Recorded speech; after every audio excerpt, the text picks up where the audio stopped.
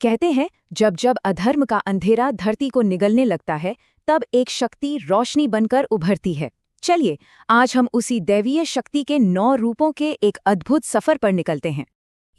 ये सिर्फ एक लाइन नहीं है, ये तो इस पूरी कहानी की कह सकते हैं आत्मा है। ये किसी पौराणिक कथा से कहीं ज्यादा है। ये अच्छाई और बुराई के बीच के उस शाश्वत संघर्ष का एक बहुत ही शक्तिशाली प्रतीक है। तो ये नवदुर्गा आखिर है कौन? क्या ये 9 अलग-अलग देवियां हैं? नहीं, असल में ये एक ही देवी के 9 अलग-अलग चेहरे हैं और हर रूप की अपनी एक अलग कहानी है, अपनी एक अलग शक्ति है और अपना एक अलग मकसद है। तो आइए शुरू करते हैं इनकी यात्रा। हमारी कहानी की शुरुआत होती है देवी की अपनी पर्सनल जर्नी से, मतलब उनके जन्म से लेकर उनके दिव्य विवाह तक। ये तपस्या, प्रेम और अटूट संकल्प की एक ऐसी कहानी है जो सच में हैरान कर देती है।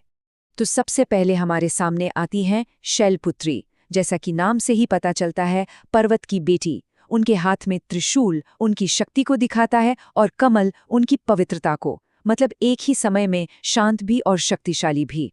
इनकी कहानी है पुनर्जन्म की, एक जबरदस्त प्रेम कहानी। अपने पिछले जन्म में वो सती थीं और जब उनके पिता दक्ष ने भगवान शिव का अपमान किया तो वो ये बर्दाश्त नहीं कर पाईं और उन्होंने यज्ञ की आग में खुद को समर्पित कर दिया। लेकिन उनका प्यार इतना सच्चा था कि उन्होंने हिमालय के राजा के घर फिर से जन्म लिया ताकि वो एक बार फिर शिव को अपने पति के रूप में पा सकें। अपने उस संकल्प को पूरा करने के लिए देवी का अगला रूप सामने आता है और वो है तपस्या का। ये है ब्रह्मचारिणी, यानी तप करने वाली। उनके हाथ में जपमाला और कमंडल उनके त्याग और साधना का प्रतीक है, जो दिखाता है कि सच्ची भक्ति के लिए कितना गहरा समर्पण चाहिए। शिव को पाने के लिए उन्होंने कोई मामूली तपस्या नहीं की। सोचे, हिमालय की बर्फीली चोटियों पर सालों साल बिना कुछ खाए पिए कठोर तप किया। उनकी ये तपस्या इतनी शक्तिशाली थी कि ब्रह्मा, विष्णु, महेश सभी देवता उनसे प्रभावित हो गए और इसी कठोर तप ने उन्हें ब्रह्मचारिणी नाम दिया। अब आता है तीसरा रूप, चंद्रघंटा, जिनके माथे पर घंटी के आकार का चांद है। ये रूप ना शांति और शक्ति का एक कमाल का बैलेंस है। एक तरफ उनकी सौम्यता है तो दूसरी तरफ उनकी 10 भुजाओं में हथियार जो धर्म की रक्षा के लिए हमेशा तैयार हैं। इनकी कहानी जुड़ी है उनके विवाह से। जरा सोचिए, शिवजी अपनी बारात लेकर आते हैं भूतों और प्रेतों के साथ एकदम भयानक रूप में। हर कोई डर गया।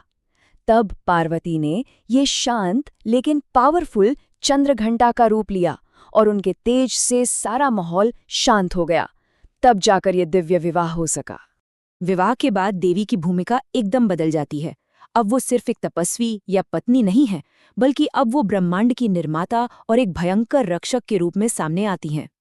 चौथा रूप है कूष्मांडा, यानी ब्रह्मांडीय अंडा। ऐसा माना जाता है कि जब कुछ भी नहीं था, सिर्फ अंधेरा और शून्य, तब उन्होंने बस जरा सा मुस्कुराया और पूरे ब्रह्मांड की रचना हो गई। वही आदि शक्ति है जो सूरज को भी रोशनी देती है। एक पल के लिए कल्पना कीजिए, एक ऐसा समय जब हर तरफ सिर्फ अंधेरा था, कुछ भी नहीं, और उस शून्य में देवी की एक दिव्य मुस्कान से रोशनी और जीवन पैदा होता है। यही तो है कूष्मांडा की कहानी, सृष्टि की कहानी।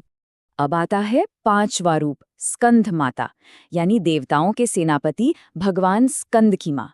ये रूप हमें माँ की शक्ति के 2 पहलू दिखाता है। एक तो ममता भरी कोमलता और दूसरा अपने बच्चे की रक्षा के लिए कुछ भी कर गुजरने की असीम शक्ति। क्या कमाल का कॉम्बिनेशन है। इसकी कहानी जुड़ी है एक राक्षस तारकासुर से। उसे वरदान था कि उसे सिर्फ शिव का बेटा ही मार सकता है। तो जब देवताओं पर मुसीबत आई, तब स्कंद माता ने उस महान योद्धा कार्तिकेय को जन्म दिया, जिसने तारकासुर का वध किया और ब्रह्मांड को बचाया। मातृत्व की शक्ति से अब हम आते हैं देवी के सबसे प्रसिद्ध योद्धा रूप पर, कात्यायनी। उनका जन्म किसी एक देवता से नहीं, बल्कि सभी देवताओं की मिलीजुली ऊर्जा से हुआ था, और मकसद सिर्फ एक, बुराई का नाश। इसीलिए उन्हें महिषासुर मर्दिनी भी कहते हैं। और उन्होंने वही किया, उस भयानक राक्षस महिषासुर का सामना किया। एक जबरदस्त युद्ध के बाद उन्होंने उसका वध करके तीनों लोगों को उसके आतंक से आजाद कराया। ये अच्छाई की सबसे बड़ी और निर्णायक जीत का प्रतीक है। अब कहानी के आखिरी हिस्से में हम देवी के दो सबसे एक्सट्रीम रूपों को देखेंगे। एक तरफ विनाशकारी तो दूसरी तरफ परम शुद्ध। ये दिखाता है कि एक ही शक्ति के कितने अलग अलग रूप हो सकते हैं। यहाँ पर देवी का द्वंद्व एकदम साफ नजर आता है। देखिए, एक तरफ है कालरात्रि, जिनका भयानक रूप अंधकार को मिटाता है, और दूसरी तरफ महागौरी, बिल्कुल शांत पवित्रता की मूरत। पर मजे की बात यह है कि ये दो अलग अलग देवियां नहीं हैं, बल्कि एक ही शक्ति के दो अलग अलग छोर हैं। कहानी कुछ यूं है कि जब देवी ने अनगिनत राक्षसों का वध किया तो उनका रूप बहुत उग्र हो गया और वो कालरात्रि बन गईं। फिर अपने शांत असली स्वरूप में वापस आने के लिए उन्होंने कठोर तप किया और तब जाकर वो महागौरी बनी। ये विनाश से शुद्धि तक एक कमाल का सफर है। और आखिर में नवा और अंतिम रूप सिद्धिदात्री। जैसा कि नाम से ही जाहिर है, सिद्धियों को देने वाली, मतलब हर तरह की दिव्य शक्ति और पूर्णता प्रदान करने वाली। ये सभी शक्तियों का शिखर हैं। उन्होंने देवताओं को 8 ऐसी दिव्य शक्तियां दी जिन्हें सिद्धियां कहते हैं, जैसे बहुत छोटा हो जाना या कुछ भी हासिल कर लेना। इन्हीं शक्तियों के दम पर देवताओं ने राक्षसों को हराया और धर्म को फिर से स्थापित किया। मतलब हर कामयाबी के पीछे स्रोत तो वही है। 9 ये सिर्फ एक नंबर नहीं है, ये अपने आप में पूर्णता का प्रतीक है। तो आखिर में हम क्या समझते हैं? ये कि ये 9 अलग अलग देवियां नहीं हैं, बल्कि एक ही सर्वव्यापी शक्ति के अलग अलग पहलू हैं, अलग अलग रंग हैं। वो हमें सिखाती है कि शक्ति का कोई एक चेहरा नहीं होता। सृजन से लेकर विनाश तक और करुणा से लेकर क्रोध तक सब एक ही स्रोत से आता है। और हम आपको इसी विचार के साथ छोड़ते हैं, अगर एक ही शक्ति शांत भी हो सकती है और भयंकर भी, निर्माता भी और विनाशक भी, तो ये हमें शक्ति के असली स्वभाव के बारे में क्या सिखाता है? सोचने वाली बात है ना?